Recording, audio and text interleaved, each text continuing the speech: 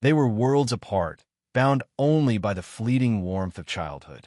What happens when a forgotten nanny becomes the key to unlocking a life's purpose? This story might surprise you. The humid air hung heavy over Abidjan, Ivory Coast, in 1985.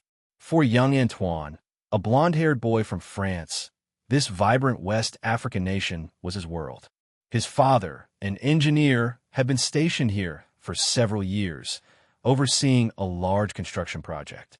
Antoine's days were filled with the sights, sounds, and smells of a bustling city vastly different from his quiet hometown in France. But the constant presence in his life, the one who truly made him feel at home, was Aissata, his nanny. Aissata, a young woman with kind eyes and a gentle smile, was more than just a caregiver. She was Antoine's protector, his playmate, and his confidant.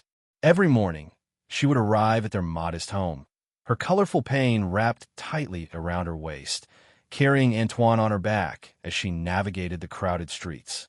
He remembered the feel of her warm skin against his, the rhythmic sway of her movements, and the comforting song she would hum in Dioula, a language he only partially understood.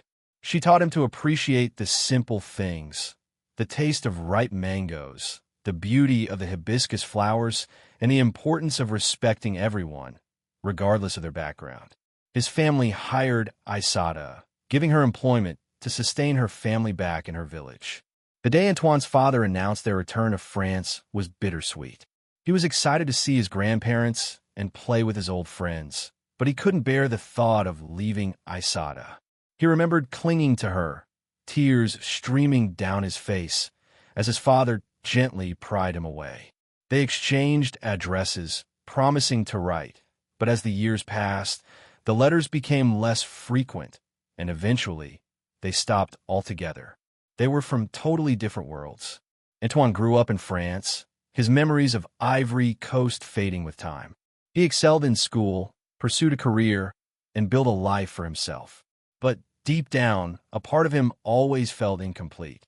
He would occasionally stumble upon old photographs of himself as a baby, perched on Aissata's back, and a wave of nostalgia would wash over him.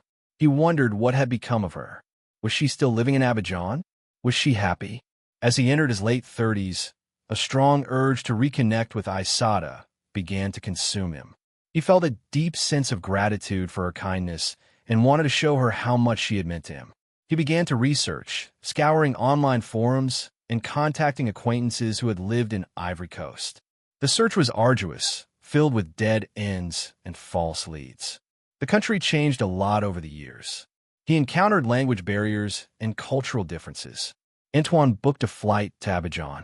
Stepping off the plane, the humid air and the familiar scents transported him back to his childhood. He hired a local guide to help him navigate the city and translate.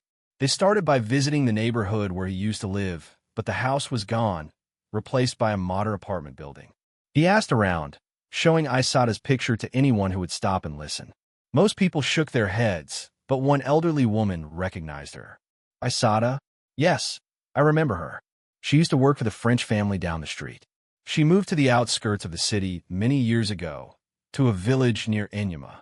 Following the woman's directions, Antoine and his guide drove for hours through dusty roads and lush green fields. Finally, they arrived at a small village. They asked for Aissata, and after several inquiries, they were led to a humble mud brick house. Antoine's heart pounded in his chest as he approached the house. An elderly woman emerged from the doorway, her face etched with wrinkles, but her eyes still held the same gentle spark he remembered. It was Aissata. For a moment, they simply stared at each other, speechless. Then, Aissata's face broke into a wide smile, and she rushed forward, embracing Antoine tightly. "Antoine, is it really you?" "After all these years," she exclaimed, her voice choked with emotion. They spent hours talking, catching up on each other's lives. Aissata had faced many hardships. Her husband had passed away, and she struggled to support her children and grandchildren. She worked tirelessly, selling vegetables at the market, but it was barely enough to make ends meet. Antoine was deeply moved by Aissata's story. He knew he had to do something to help. before leaving. He presented her with a sum of money, enough to cover her expenses for several months. But he didn't stop there. He arranged for a monthly allowance to be deposited into her account, ensuring that she would be taken care of in her old age. Aissata was overwhelmed with gratitude. She had never expected such generosity. "Antoine, you are a good man," she said, tears streaming down her face. "You have a kind heart. May God bless you." The reunion with Aissata changed Antoine's life. It reminded him of the importance of human connection and the power of gratitude. He realized that even the smallest act of kindness can have a profound impact on someone's life. He continued to support Aissata, and they stayed in touch, exchanging letters and phone calls. He would regularly visit her in the village, sharing stories and laughs with her family. He was, once again, part of her world. He finally realized what that missing piece of his life was. And so, the boy who had once been cared for by a loving nanny in a faraway land repaid his debt of love, proving that the bonds of kindness and compassion can endure across continents and generations, creating a story that inspired the world to look back and seek out for the long-lost love. At its core, this narrative champions the enduring power of human connection. It demonstrates that the bonds forged through acts of kindness and care, even in the earliest years of life, can transcend time, distance, and cultural differences.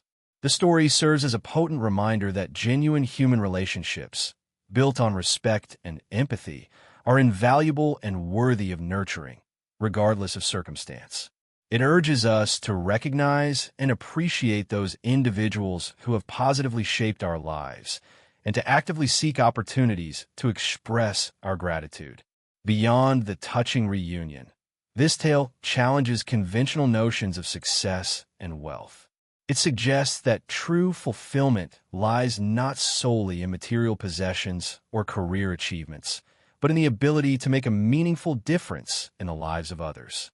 The man's generosity is not just a financial act. It's a testament to his recognition of the inherent worth and dignity of another human being. The story encourages us to consider how we can use our resources, whatever they may be, to create a more compassionate and equitable world and to prioritize the well-being of those around us.